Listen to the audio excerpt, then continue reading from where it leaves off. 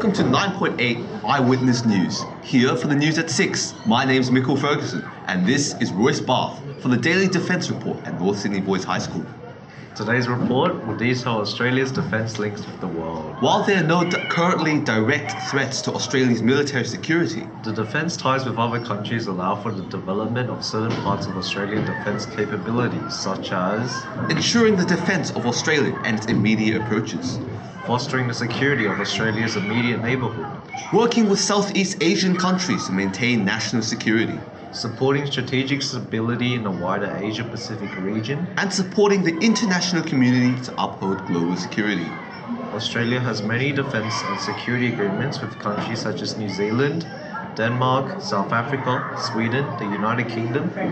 Countries within the Asia-Pacific region which are involved include Malaysia, Singapore, Japan, and Papua New Guinea. These defence agreements are, but not limited to, security agreements, which are the reciprocal protection of classified information, and status of forces agreements, which allow foreign nations to station forces in a particular host country. Also notable is the fact that Australia is involved in the Five Power Defence Agreements, otherwise known as the FPDA, a series of defence arrangements under which the five nations involved would immediately consult each other under the threat of an armed attack on either Singapore or Malaysia. This, however, does not guarantee that they will send aid.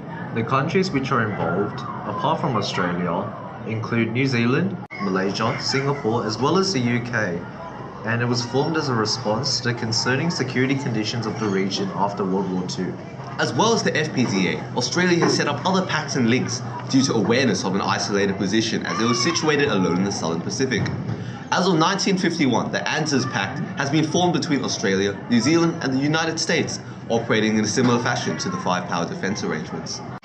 Advantages to the defence links which have been mentioned include the increased security for Australia and the Asia-Pacific region as a whole. We can work with other nations to reduce the threat of terrorism and to assist people subject to militant actions such as the peacekeeping force sent to East Timor in 1999. We can assist other nations to develop their military skills so they are less reliant on Australia and other nations for military support.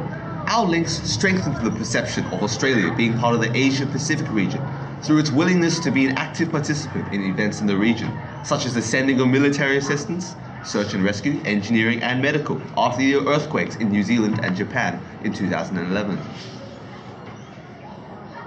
However, the disadvantages of defence links are having a link with one nation may upset another country that sees that nation as a potential threat.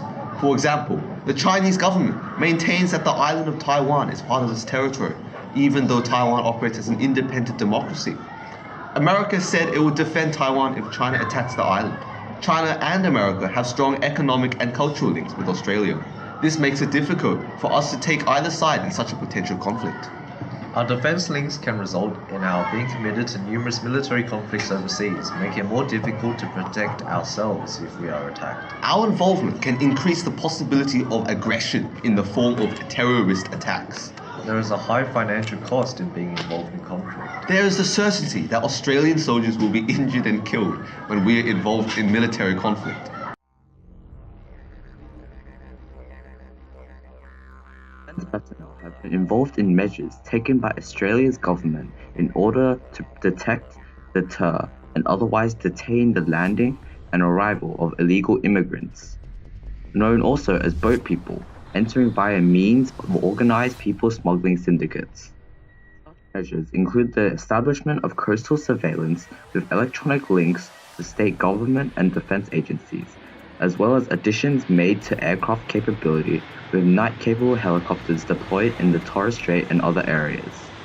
Australia's bilateral agreements with countries identified as being sources and transit points for people smugglers have enforced calls for involvement by Australia's Defence Force in people smuggling incidents. An example of such an incident occurred in 2001 when the Norwegian vessel MV Tampa picked up 433 asylum seekers from a boat sinking in international waters between Australia and Indonesia. Australia's government ordered Tampa not to enter Australian waters, but the captain defied the order and moved towards the territory of Christmas Island. The SAS was ordered to board the vessel, and an increase was made to the number of naval and air force patrols of international waters between Australia and Indonesia. The state government is responsible for managing police regulations as a compartmentalized security within the Australian nation. They handle terrorism where they can and diffuse many internal affairs. The federal government handles affairs such as the external foreign links with other countries which have military links with Australia. The construction of various facilities such as barracks for those with jobs relating to national defence also fall under decisions which must be made by the federal government. Local councils within Australia help make sure that there are various facilities open to people who have been affected in some way or another through wars or battles. Issues have arisen from the emphasis put by aid agencies on aggregate economic growth over economic disparity and its social consequences. The assumption that increases in GDP will increase social benefits is shown to be debatable, with decades of economic growth in Indonesia still leaving highly unequal levels of income distribution.